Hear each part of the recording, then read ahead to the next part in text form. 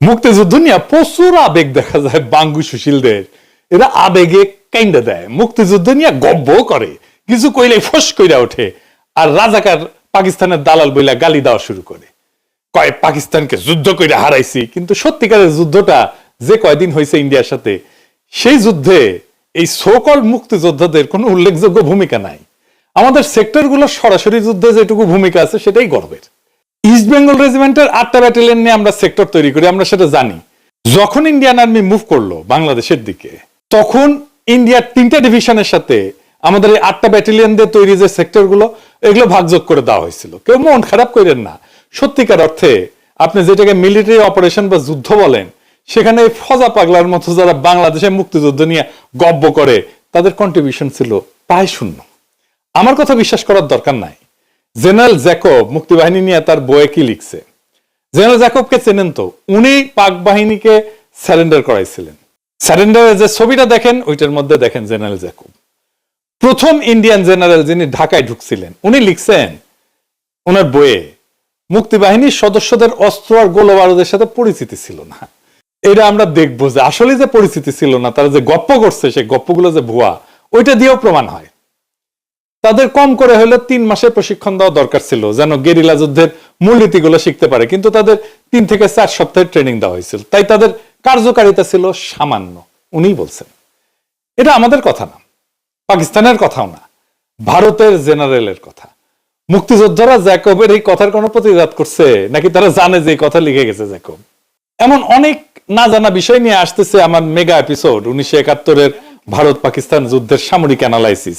কয়েকদিন পরেই এডিটিং চলতেছে, কিন্তু এর মধ্যে এই মুক্তিযোদ্ধাদের ভুয়া বয়ান দর্শকদের কাছে ধরায় দেওয়া হবে একটা একটা করে। ওই এপিসোডের কিছু অংশ দেখতে পারেন, এডিটর সাহেব একটু দেখা দেন। ইন্ডিয়ান মুভি থেকে আমাদের মনে এই ধারণা হয়েছে, এমনকি 1971 নিয়ে আমাদের এরকম ধারণা দেওয়া হয়েছে যে তারা মোটামুটি বিনা বাধায় বিদ্যুৎ গতিতে পাকিস্তান আর্মিরে পরাজিত করে ফেলছে। এই সমস্ত ধারণাকে চ্যালেঞ্জ করার দরকার ছিল বাংলাদেশের সেনাবাহিনীর লোকদের, মিলিটারি ব্যাকগ্রাউন্ডের লোকদের। ইন্ডিয়ান ডাক্তারি যে বালসাল, এটা বাংলাদেশের জনগণকে কে বুঝাবে? একজন ডাক্তার বুঝাবে, একজন স্বাস্থ্যকর্মী বুঝাবে। আমি কিন্তু আলাদা এপিসোড করেছি স্বাস্থ্য নিয়ে এবং এই ইন্ডিয়ার ডাক্তারি নিয়ে, কিন্তু আমাদের সামরিক বাহিনীর সাবেক এবং বর্তমান কর্তা ব্যক্তিরা বাংলাদেশের রাজনীতি নিয়ে এত বেশি চিন্তিত যে এগুলো করার টাইমই পান না। এমন কইতে পারেন ভারতের সামরিক সক্ষমতা নিয়ে মিথ ভেঙে দেওয়া কেন আমাদের জন্য জরুরি? ফজা পাগলার এপিসোডে দেখেছেন, দেখাই দিছি কেমনি করে মিছা কথা কইছে একটার পর একটা। আজ আর একটা ধান্দাবাজি ধরাই দেব, 1971-এর ভুয়া গৌরবের কথা। 2018 সালে বিডি নিউজ 24 একটা স্টোরি করে। স্টোরির শিরোনাম ছিল ভাইরাল হওয়া একটা ছবি এবং একজন গেরিলার বীরত্বের গদ্য। বিশাল বড় শিরোনাম, বাবা রে বাবা। রফিকুল হক নান্টুর ছবি দিয়ে মেলা কিচ্ছা শোনানো হয়। উনি মুক্তিযোদ্ধা, এটাতে কোনো সন্দেহ নাই। যাই হোক, কিন্তু ছবির ঘটনাটা কি কি মিছা কথা কইছেন সেটাও আমরা দেখব। এই ছবিগুলো তুলছিলেন ক্র্যাক প্যাটার্নের ইকবাল আহমেদ সুফি ভাই। সৌভাগ্যের বিষয় হচ্ছে ইকবাল আহমেদ সুফি ভাই এখনো বেঁচে আছেন, আর আমি ওনার সাথে কথা বলি।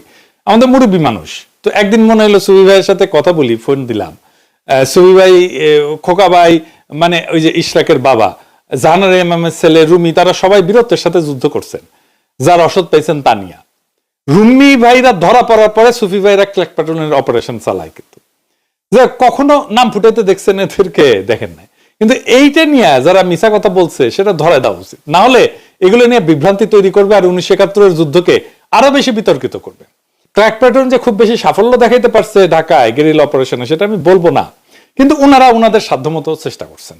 রুমি ভাই তো জীবনী দিয়ে দিচ্ছেন। এইটা সুফি ভাইয়ের ছবি, আর এই যে পরের ছবিটা, মাথায় হ্যাট পরা, বগলের তলে একটা রাইফেল, উনি সুফি ভাইয়ের আব্বা সুফি পিয়ারউদ্দিন আহমেদ।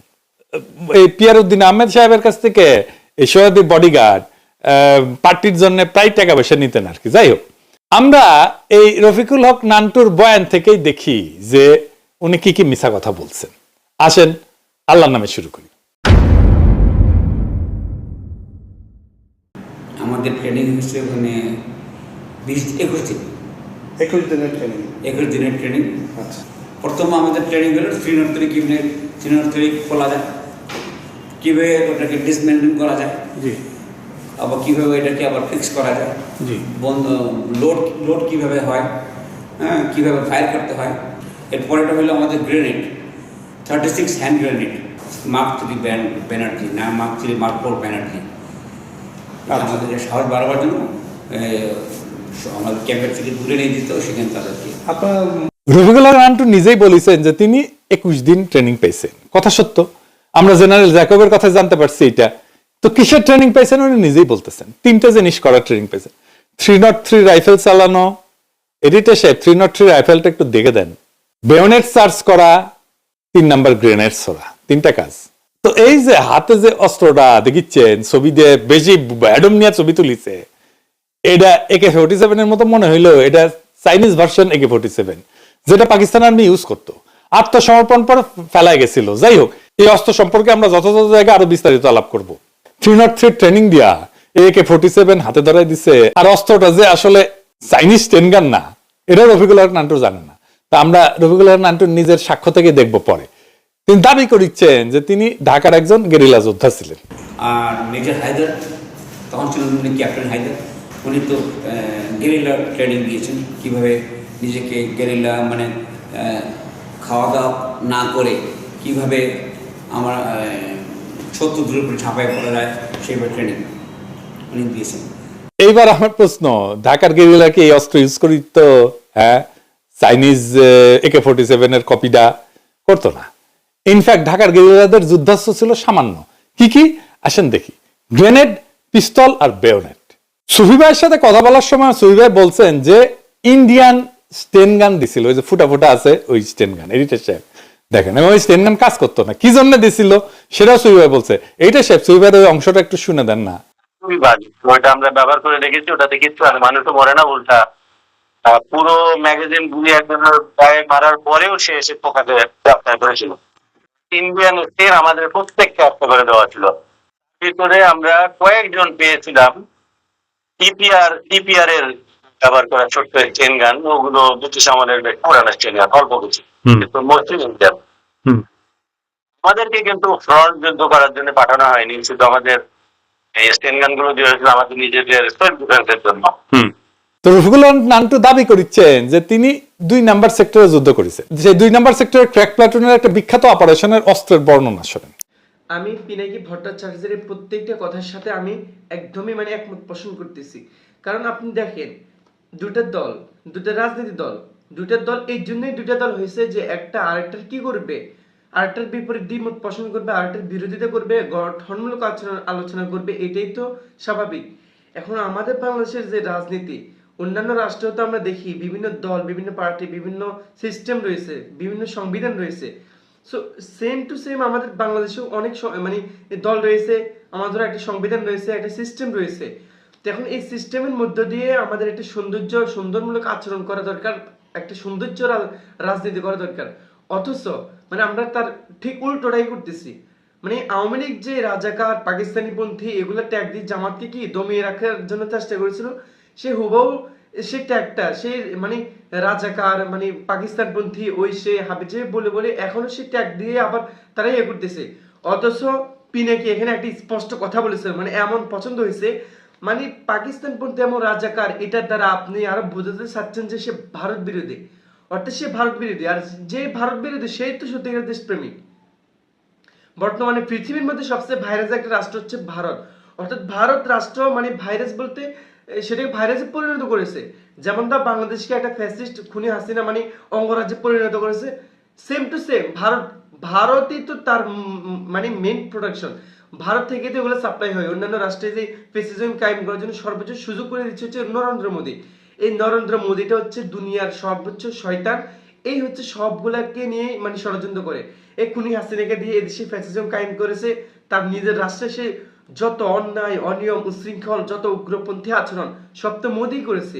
তাহলে সেই মোদী বিরোধিতা করা বা ভারত বিরোধিতা করা, এটাই তো আসল দেশপ্রেমী, এটাই তো আসল মানে প্রেম বুঝায় আর কি। তো এখন আপনি ভারত পাকিস্তান পন্থী, তারপর রাজাকার, ওইসব ট্যাগ দিয়ে যদি এখন আবার রাজনীতি করতে চান, তাহলে বাংলার রাজনীতি মানুষ এটাকে বৃদ্ধাঙ্গুল দিয়ে দেখিয়ে দিবে। এই রাজনীতি আর মানুষ চায় না, এই রাজনীতি আর মানুষ খায় না, বুঝছেন? নতুন কোনো রাজনীতি পারলে, নতুন কোনো কথা থাকলে আপনারা সেগুলাই নিয়ে আপনি সামনে নিয়ে আসেন। আপনারা দেখতেছি যে মানে 5 মিনিটে বক্তৃতাতে 4.5 মিনিট আপনি জামাত শিবিরকে নিয়ে কথা বলেন, 5 মিনিটে বক্তৃতাতে আপনি 4 মিনিট যদি জামাত শিবিরকে নিয়ে কথা বলেন, সমালোচনা করেন, তাহলে আপনার বক্তৃতার মেইন নিয়েটাই কি, তাহলে মেইন থিমটাই কি? আর প্রত্যেকটা বক্তৃতাতে সেম টু সেম আপনি 100টা বক্তৃতা দিচ্ছেন, সেখানে 90টার ভিতরে আপনার শিবিরকে নিয়ে সমালোচনা থাকবেই। তো আপনার মানে আপনার রাজনীতিটা কি? আপনি কি শিবিরকে নিয়ে রাজনীতি করতেছেন? আপনি বাংলাদেশের রাজনীতি করতেছেন, বাট কাদেরকে নিয়ে? আপনি জনগণের জন্য, জনগণের স্বার্থে রাজনীতি করতেছেন, নাকি অন্যের পিছনে আঙুল দেওয়ার জন্য রাজনীতি করতেছেন? বিষয়টা তো একেবারে অন্যরকম হয়ে গেল না? আপনি রাজনীতি করতেছেন, রাজনীতি করার মতো করেন। এদেশে রাজনীতিবিদদের দরকার আছে, বাট আপনাদের মতো বামপন্থী বা উগ্রপন্থী রাজনীতিবিদদের দরকার নেই। যারা নিজেদের স্বার্থে রাজনীতি করে, যারা ছাতাবাজি, টেন্ডারবাজির ফেসিজম কায়েম করার রাজনীতি করতে চায়, তাদের রাজনীতি আর বাংলার মানুষ 5 আগস্ট পরবর্তী সময়টাতে খাবে না, খাচ্ছে না। তাদেরকে বৃদ্ধাঙ্গুল দিয়ে দেখিয়ে যেভাবে পোলাপাইন ছাত্ররা ডাকসুতেও শিবিরকে জয় করেছে, তারপরে যে জাহাঙ্গীরনগর বিশ্ববিদ্যালয়ের শিবিরের মতো একটা বড় প্যানেল, যেখানে 25 জনের ভিতরে 20 জনই শিবিরের প্যানেলে জয় হয়েছে, নর্মাল হয় নাই। ওখানে সবাই মেধাবী, সাধারণ মানুষ না। তারা তাদের মেধার ভিত্তিতে তাদের ক্যান্ডিডেটকে, তাদের প্রতিনিধিকে তারা বেছে নিয়েছে,